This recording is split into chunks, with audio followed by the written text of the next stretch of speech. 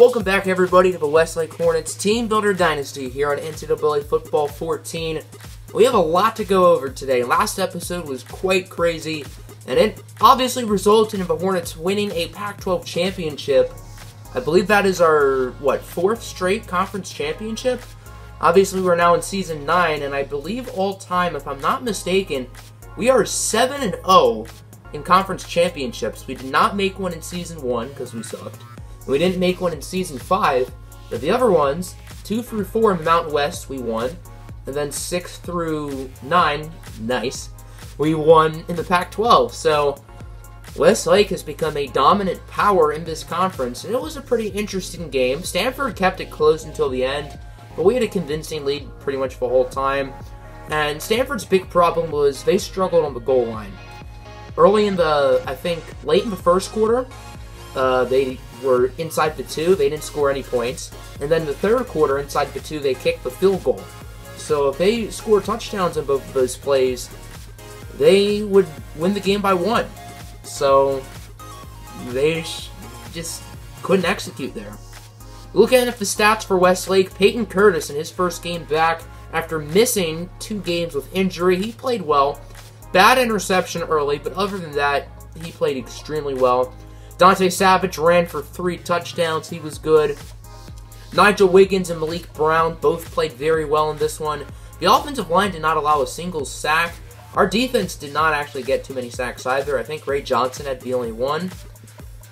No, we actually had 3. Marcus Shelton and Steve Harvey also had sacks, and then an interception for Brenton Scott. So, a very exciting game, and obviously, when you're number 6, there's not a high chance you're going to make the national championship.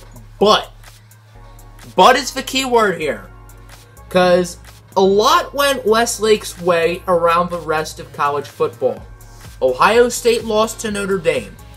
Georgia lost to Alabama. Army lost to Virginia Tech. And then Texas beat Kansas State. So 4 of the top 5 teams are no longer undefeated. Texas will be number 1. So that should mean Westlake moves up to number 2, but it's not that simple. The Hornets could move up to number 2, but maybe a team like Ohio State, or Georgia, or Army, or even Kansas State stays ahead of Westlake. And then my other sleeper, Alabama. They just beat number 2 Georgia. They could jump Westlake. And even Virginia Tech. They just beat number 3 Army. They're number 8. They could jump the Hornets. So as you can see, it's a very interesting dynamic. And I think Texas is a guarantee. But you got these other 7 teams fighting for that spot. And I think the most logical choice would be Westlake. But that's far from a guarantee that the Hornets do get it. So, without further ado, let's simulate. My heart is beating out of my chest right now. It obviously projects us to make the Rose Bowl. Which, if we don't make the Natty, we will make the Rose Bowl. So let's do it. First things first, we got some awards to look at, including the Heisman Trophy. That goes to Air Force running back Mike Lane, and he had an incredible season. Look at those numbers. Over 2,500 yards, 32 rushing touchdowns. Those numbers make Alex Ellis look bad, and that says something. Behind him, we got Brian Freeman. We got White for Kansas State, I don't know his first name. Dallas Maynard of Florida, and then Greg Garcia for Georgia. It's now the moment of truth. And we will be playing Notre Dame in the Rose Bowl. So no national championship appearance for Westlake. That's still a fun game, though. I don't think we've played Notre Dame in this series. They just beat the Buckeyes, so that's cool. I wonder who's in the national championship, though. I think it will probably be either Ohio State or Alabama. I'd guess Bama, but it could be the Buckeyes. Owen Jackson wins the Bednarik Award. Cole Spencer wins the Nagruski. Cole Spencer wins the Lombardi. Owen Jackson wins the Best Linebacker of the Year award, which I am legally changing that award's name to the Owen Jackson Award. Josh Wilson wins the Jim Thorpe Award. And there you go. So, 9 seasons in, still no national championship victory, because obviously we're not playing in the Natty this year, so we can't win it. But Notre Dame's still going to be a fun game, and who did make it? And it is indeed Alabama. So, Alabama, with their win over Georgia, they jump us, and then Virginia Tech jumps us as well. So I think it's reasonable that these two teams jump us because they did win their conference championships. These guys didn't, so I get why they're down here. So I'm not going to complain too much over not making it.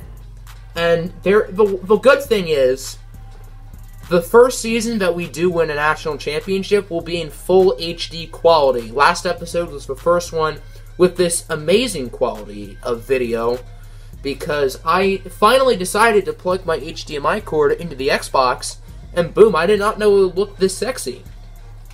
So let's take a look at Notre Dame. Herb Street is actually picking the Fighting Irish for this game. That's a little bit of a surprise. Both teams have an A+ rating. Both teams have very dynamic offenses, as you can see. We do have a better defense, though. Maybe not the pass defense. And then we have a turnover differential of 10. Their turnover differential is only 0. So that's a little bit of a surprise. We also only have 6 conference championships. I thought we had 7. I might have been wrong about that. Oh well. Notre Dame only has 2. That's because they obviously just moved into a conference, so that would make sense. And I guess here's a look at our schedule if you want to be familiar with it.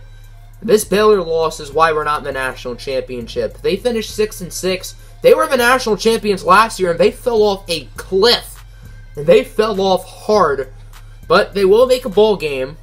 And then obviously we won the rest of our games pretty convincingly as well. We scored at least 24 in every single contest this season. And then looking at Notre Dame, they lost all their games late. They lost to Navy, Wisconsin, and Stanford. So they just lost to the team we beat. And obviously they beat the Buckeyes in the Big Ten Championship. Obviously here are our numbers. Curtis only has 24 touchdown passes. That feels low. Obviously that's because of his injury, but I don't know, that just still feels low to me. And then for them, Robinson with 30 scores, Wilson, solid rusher. It looks like Notre Dame's a pass-first team, which probably does not suit well for our defense. So that does make things pretty interesting. Then to finish out the episode, we're going to go through the bowl games. Award winners, All-Americans, and stats will be talked about in the offseason, which will be coming up soon. I don't think I will be able to stream it. I might try, but I don't think it's going to work. So here's a look at the bowl games. Our favorite bowl, the Las Vegas Bowl, is between Colorado and Colorado State. That's actually kind of fun. Baylor playing USC in the Holiday Bowl. That should be interesting. So Baylor going from the Natty to a noticeable decline. My Ducks are playing Middle Tennessee State in the Fight Hunger Bowl. The Alamo Bowl, this should be a good game. Oklahoma taking on Michael Singleton of the Washington Huskies. You got Clemson playing Vanderbilt. Both teams are 7-5 with the same in-conference records. That's so ironic. 9 years in the future, am I right? Stanford playing Miami in the Sun Bowl. I feel like these two teams have played each other in the Sun Bowl before. I don't know why. That seems like a very Sun Bowl-esque matchup to me. Tennessee, Louisville. That's interesting. Penn State has to play UConn. I wonder who's going to win that game.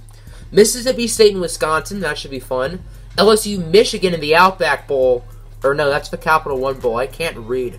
So now we're getting into some of the big games. Here's the Outback Bowl. Florida versus Nebraska. Shout out to Husker. Obviously, we're in the Rose Bowl. Georgia and Air Force in the Fiesta Bowl. You got Army and Ohio State in the Sugar Bowl. The Orange Bowl is going to be Virginia Tech versus USF.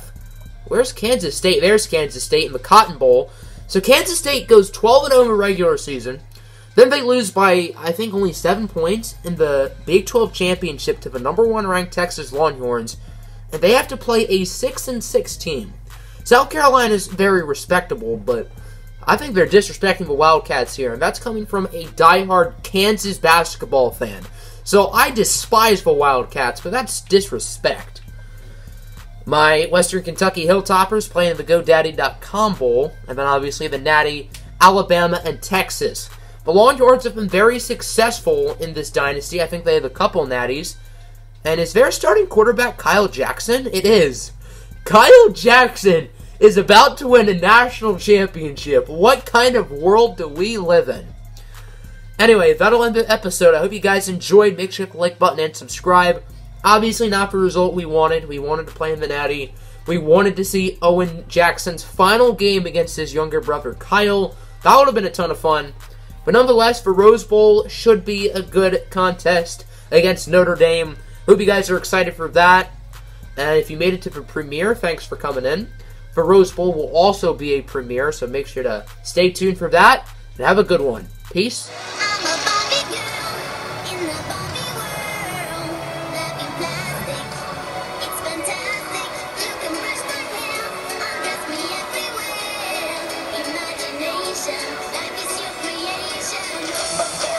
Yo, hey, man!